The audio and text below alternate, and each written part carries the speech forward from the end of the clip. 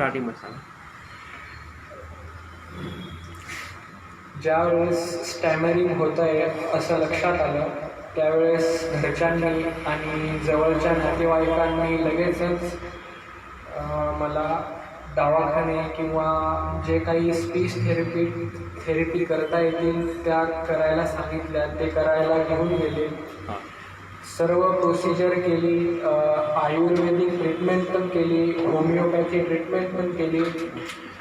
सर्व treatment regular केल्या, योग्य पद्धतीने केल्या, डॉक्टरांच्या सांगण्यानुसार केल्या. पण एक्सपेक्टेड रिझल्ट आला नाही.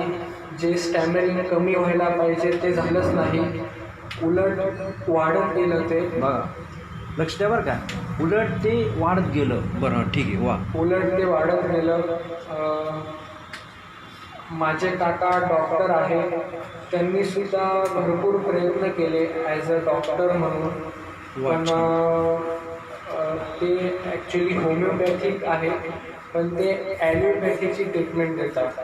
त्यांनी पण त्यांच्या ओळखीतले जेवढे होमिओपॅथी MD होमिओपॅथी होते त्यांना घेऊन गेले. हो, तरीही एक्सपेक्टेड रिझल्ट आला नाही.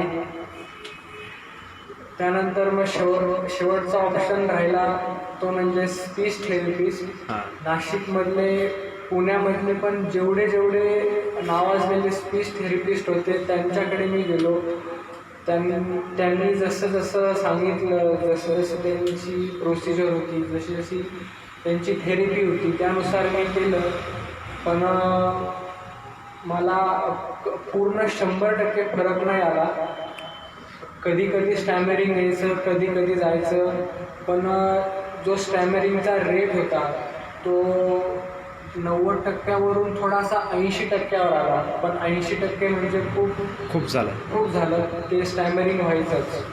मग असंच शेवटी गुगलवरती, यूट्यूबवरती मी व्हिडिओज बघत होतो. ते बघता आपल्या सेंटरचं नाव कळालं आणि मग मला याआधी असं सेंटर किंवा असं क्युअर अँड रिसर्च सेंटर मला आधी भेटलं नव्हतं. मला माझ्या बघण्यात पण ते आलं नव्हतं. मग मी लगेचच घरच्यांशी डिस्कस केलं, म्हटलं असं आहे, आपण बघायचं. घरचे म्हटले जा बिंदास जा. मग मी तुमच्याशी कॉन्टॅक्ट केला, मग त्यानुसार इथे कोर्स घेतला. बरं, फर्स्ट डेला आपला फर्स्ट सॅटर्डे त्यावेळेस आपले 2-3 एक्सरसाइज झाले फक्त. आणि त्यावेळेस तुझ्या मनात काय आलं बरं? ज्यावेळेस पहिला दिवस झाला, दुसराही दिवस झाला, त्यावेळेस असं वाटलं की जे आहे ते सांग क्लिअर. असं वाटलं की हा प्रॉब्लेम जास्त म्हणजे खूप लवकर सॉल्व नाही होणार. याला खूप वेळ लागेल. जो म्हणजे ज्या वेळेत मला पाहिजे त्यावेळेत तो प्रॉब्लेम सॉल्व होणार नाही. माझे बरेचसे जे काही मेन इंटरव्ह्यूज असतील किंवा जे मेन प्लेसमेंटच्या प्रोसिजर असतील त्या मी हातातून घालवेल का असं मला वाटलं होतं. बरं, प्रॉब्लेम सॉल्व होईन का नाही वाटलं बरं पहिल्या 1-2 दिवसामध्ये? तुला काय वाटलं बरं? नाही, पहिल्या दिवशी मला असं वाटलं की आपला प्रॉब्लेम इथून 100% सॉल्व होईल. वेळ लागला तरी चालेल, पण आपला प्रॉब्लेम हा 100% सॉल्व होईलच असं पहिल्याच दिवशी मला वाटलं होतं. बरं, सेकंड, थर्ड, फोर्थ डे? दुसऱ्या दिवशी असंच वाटलेलं. पण तिसऱ्या आणि चौथ्या दिवशी जेव्हा कोर्स झाला किंवा कोर्स करत होतो त्यावेळेस नवीन एक्झरसाइज, नवीन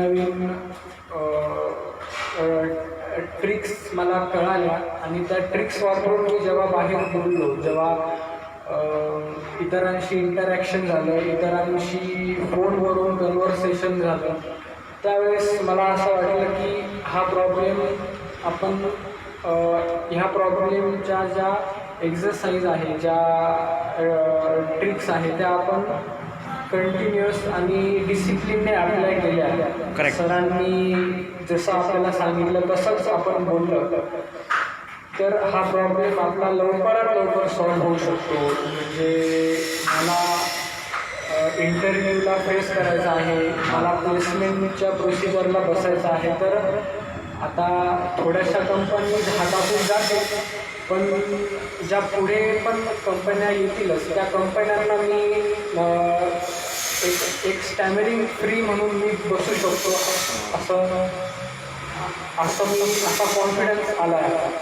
वा, छान, व्हेरी गुड.